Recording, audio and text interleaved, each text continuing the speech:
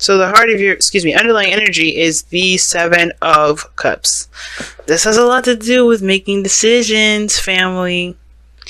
Breaking past the smoking mirrors, the Two of Swords, something. Oh, geez, that's interesting. Why is the Two of Swords coming up? The Knight of Wands. Okay, the way they want to, or express their feelings the way they want to. Interesting. I don't typically read the Four of Cups like that, but I feel like somebody's offer is not being seen, or it's not truly being extended, because, let's be honest, I mean, I think someone is not ready for it. I don't think someone is ready to extend that offer. I think it's there, it's the intention, but the person is completely oblivious to it because it doesn't necessarily exist yet. I don't read the Four of Cups like that. Can I gain the message? But the underlying energy, as you see, is the Emperor, and the focus is about taking action and doing something. I think that's because I'm thinking, because the Four of Cups is like somebody's completely oblivious to this offer here. Somebody's completely oblivious to that Ace of Cups, and I think it's just because someone isn't really extending it for them to see something. I think the person is still working on it and all that goodness, but it's like. I think this person, I think somebody around here is like. Somebody's just not really extending the offer for someone to see it purposely. Not purposely, but just, someone's not really there to see it. Now, the Emperor talks about taking action, doing what you want to do, taking action, right? It's ruled by Mars, this card. And it's the card for Aries as well. So you guys could be dealing with an Aries or a Leo or a Virgo or Scorpio, because you got literally 3 signs that are coming up in this reading here.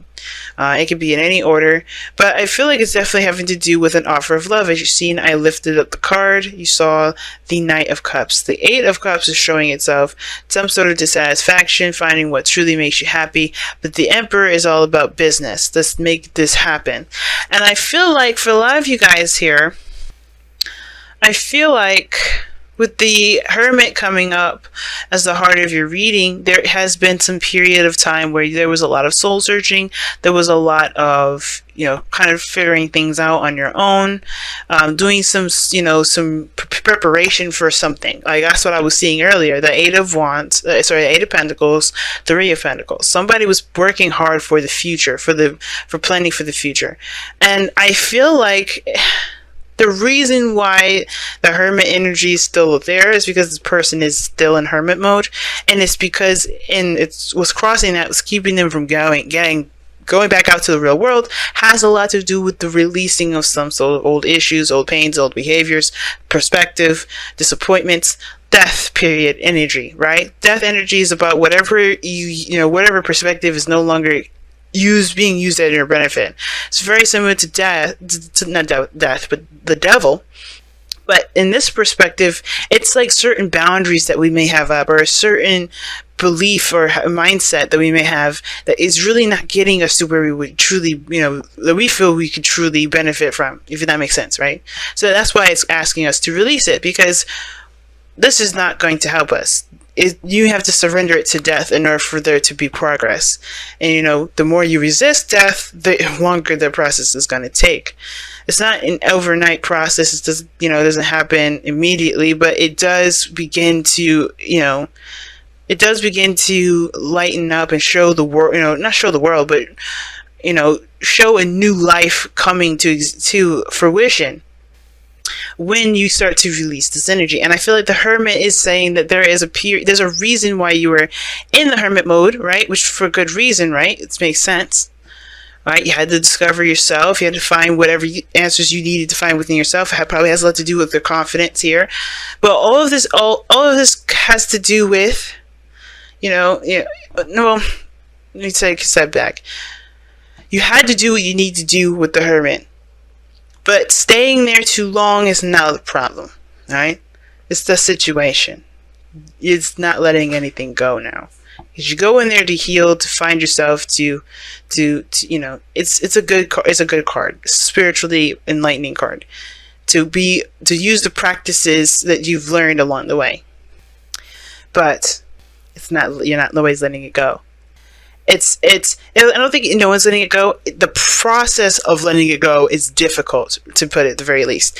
Because in the past years, you're the Six of Wands. You're very proud of the steps you were taking. You're actually you're getting recognized. I feel like you definitely were really feeling the pride that you were doing something that you feel really good about, right? You feel really good about the the steps that you're taking to better yourself. And I think that's a great thing. Now, the present is showing strength. So yes, there is a need to be courageous, right? And I feel like you guys are all having to be strong right now, because at this moment you know that it's very, very, very difficult to release things that kept you at least somewhat in your own control, in your own space, all that. Because to think about it, right? Death is a very difficult energy. It's very difficult. Scorpios do this on a daily basis, where we sometimes experience this once a year, whatever, right? But death is something intense, and it does require strength. You guys are being very brave right now, even facing this energy. But the thing is that I feel like it has a lot to do with the test of your own confidence in yourself. That's the kicker, right? Because all of this is about doing what you want to do, taking action. And I feel like the bravery that you guys are really pulling on at this moment, because you guys are really being brave at this moment, it does really call on testing this confidence in yourself that you've established in the past. This is really putting it to test. And I feel like you feel that. And I really feel like with strength coming up in here in the present like this, you're aware of how much you've been through. You're aware of all the struggles that you've gone through. This is your real test of endurance. But as you go through this energy, I feel like that's why your future looks like the Six of Cups. Not because an ex is coming back. And I think some of you guys, in this action may be to come out and communicate with an ex, maybe. Or this could indicate that you find happiness in which that reminds you of a time when you were last happy. Maybe it even connects you with your soulmate, someone from a past life even. Now, your goal and ambition is the King of Pentacles, and I feel like you guys really want to feel more confident and feel completely stable, like really stable. And I feel like you want to master that King of Pentacles energy, which is about, knowing that no matter what is around you, your sense of self-worth is more powerful than anything can buy. And I think that's the whole thing. And how to get there is by going the distance, right? By having that patience that's necessary for you to be able to grow, to be able to prosper. The King of Pentacles is very patient. Is very patient. And I think that's the thing. You have to have patience with yourself and the process. And I think you guys are. I really do. And as long as you have that patience and that stamina and that endurance to keep pushing forward, I don't think you'll be let down. Right? Because I think it's just all in the matter of taking your time and doing what you need to do for yourself. And that does take time. Death is not a fast energy whatsoever. Now, it's very interesting for Sag, they got the Five of Swords as well. Right, and that's a really scary energy, usually because it can indicate someone having to take a road in the direction in which they don't necessarily know if it's 100% for them, right? If you get what I'm saying. Like, they don't know if this is exactly the ideal approach to solving a situation, to solving a problem, or to doing what they want to do, or getting what they want out of a situation. So this is self-doubt. This is the same as the Nine of Swords. Well, Nine of Swords is more self-doubt than the Five of Swords, but this is doubting a situation, if a situation is worth the sort of practice that is being asked of the Five of Swords, which is sacrifice. And you have to do that with death anyway. You have to release a certain perspective, release it, let it go, and that releasing and letting it go, that is what causes doubt, which makes you feel like, which really is pulling on your strengths, strengths, right? You have to really be brave with this, because what it's asking you to do is leave something behind that's caused you to go in your hermit mode in the first place.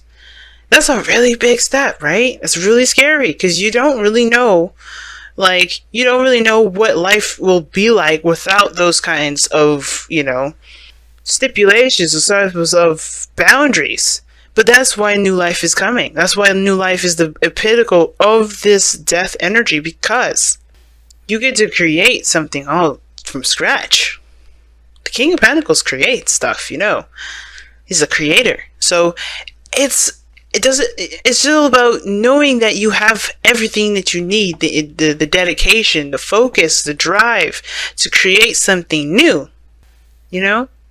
That is the reinforcement to even help you push forward, to create new boundaries, to not feel like you have to hold on to the old stuff so you can still do what you feel like you could do, because it's not the way anymore. Now you're for you. It doesn't resonate with who you are. So the Five of Swords with the death, with strength energy here and death, it's a hard one. It's definitely, I feel like you have to be the person to decide whether it's worth sacrificing this sort of perspective so you can start a new life and begin to stretch your new wings out. Because you've been curing yourself out to be this beautiful butterfly, but you haven't allowed yourself to break out of the cocoon. You've been trying to keep the cocoon up. You got to break out of the cocoon. And the Nine of Swords is your outcome, and I don't think, this is a projected outcome from where you are, very similar to the future, right? And I feel like the worst of the worst could be that you are doing, that you're going to have the outcome that you were afraid of. But let's be honest, nothing actually is happening in this card, right? The Nine of Swords, nothing's happening to this individual but freaking out and having a nightmare. Nothing is actually happening to him at this moment. No one is doing anything to him. But his mind is what's giving him the worst trouble. His mind is his enemy. And I feel like being the master of your own mind is so important at this point. And understanding that situations have every reason to go left field and they have every reason to go right field. They have every opportunity to do those things. It's about taking your time, being optimistic about it. And that's the hard part, being optimistic. Because you've been hit with a lot of disappointing stuff. How do you remain optimistic when you've been disappointed so many times? And it's because you have faith in yourself. That's how.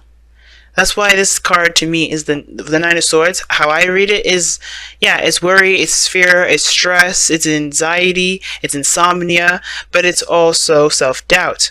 Because if you're worried about a certain outcome approaching, then you're also worried about it not being able to handle it when it comes, because you're thinking about what it could be like living in that situation now when it hasn't even happened.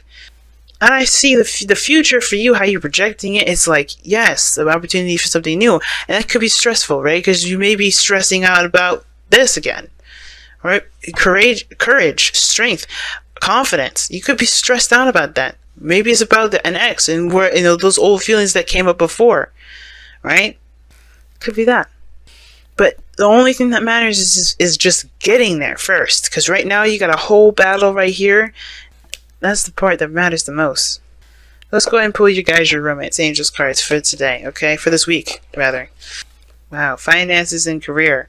Financial issues are a factor in your love life right now. I was fucking on point when I was saying, y'all, money don't matter. And I think you know that. I feel like that's what you watch these readings to be like, yeah, I know this sometimes.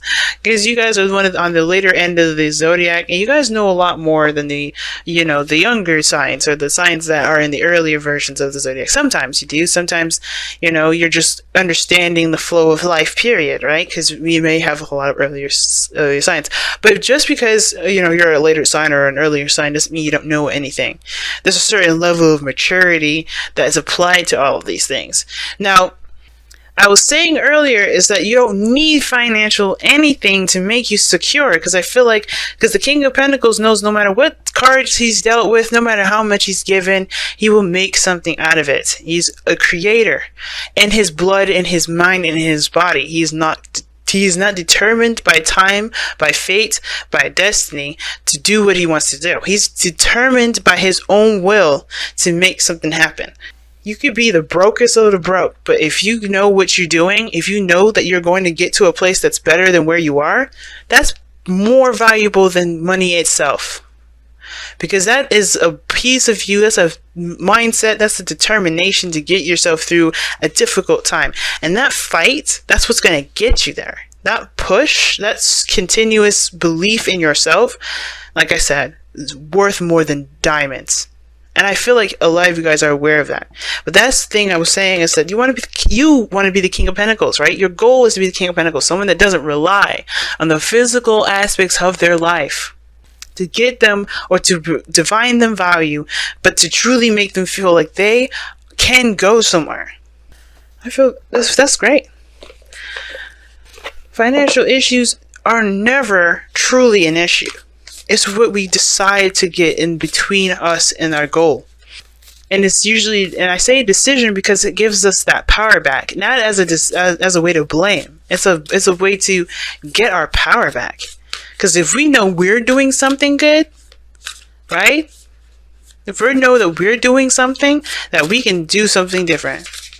Just think about it. If we were told that we are putting the oven at 400 degrees to bake cookies, and we needed it to be at 250, which I know that's not the temperature to make cookies, I think, but I'm not a baker, so bakers out there, I apologize.